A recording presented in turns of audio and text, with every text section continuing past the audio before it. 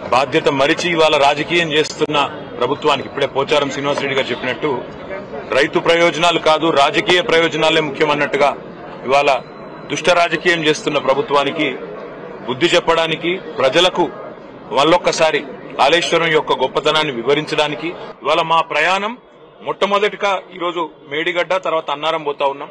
తదనంతరం రాబోయే రోజుల్లో అన్ని రిజర్వాయర్లు కూడా సందర్శిస్తాము, అన్ని చోట్లకు కూడా పోతాము. ఇది మొదటిది మాత్రమే, ఇవాళ పర్యటన మొదటి భాగం మాత్రమే. ప్రభుత్వం తన బాధ్యత మర్చిపోయింది.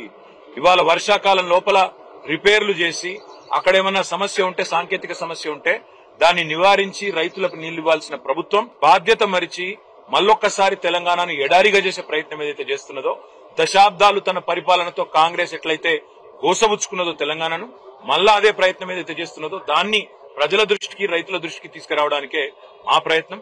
మేము ప్రభుత్వాన్ని ఇప్పుడే పోచారం గారు డిమాండ్ చేసినట్టుగా అడిగేది ఒకటి, మీకున్న అభ్యంతరం ఏంది రిపేర్ చేయడానికి? బాధ్యుల మీద చర్యలు తీసుకోండి, మేము కాదనట్లేదు. తప్పు జరిగితే బాధ్యుల మీద చర్యలు తీసుకోండి, ఏ రకమైన ఎంక్వైరీలు వేస్తారో వేసుకోండి, కానీ మా మీద కోపం రైతుల మీద తీర్చుకోకండి. మా మీద ఉండే ద్వేషం, మా పార్టీ మీద ఉండే కోపం రైతుల మీద రాష్ట్ర ప్రజల మీద తీర్చవద్దు అనే మాట ఒకటి. రెండవది, ఎండిపోతున్న పంటలు ఇప్పటికే స్టార్ట్ అయింది, ఆ ఇబ్బంది ఇప్పటికే స్టార్ట్ అయింది. వాటిని కూడా సందర్శిస్తుంది మా పార్టీ నాయకత్వం. అన్ని బరాజులు పోతాం, అన్ని రిజర్వాయర్లు పోతాం, అన్ని పంప్ హౌజ్లకు కూడా తీసుకొని పోతాం.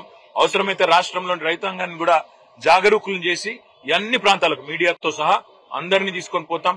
కాళేశ్వరం యొక్క సమగ్ర స్వరూపం, ప్రజాధనంతో కట్టిన ప్రాజెక్టును ఇవాళ పూర్తి స్థాయి దుష్ట ఆలోచనతో, ఒక కుట్రతో కూల్చే ప్రయత్నం ఏదైతే ప్రభుత్వం చేస్తున్నదో, వరద నీటిలో కొట్టుకపోవాలి, రిపేర్ చేయకపోతే వర్షాకాలంలో వరద వస్తే మొత్తం బరాజ్ కొట్టుకపోవాలన్న ఆలోచన ఏదైతే చేస్తున్నదో దాన్ని ప్రజలకు చెబుతాము.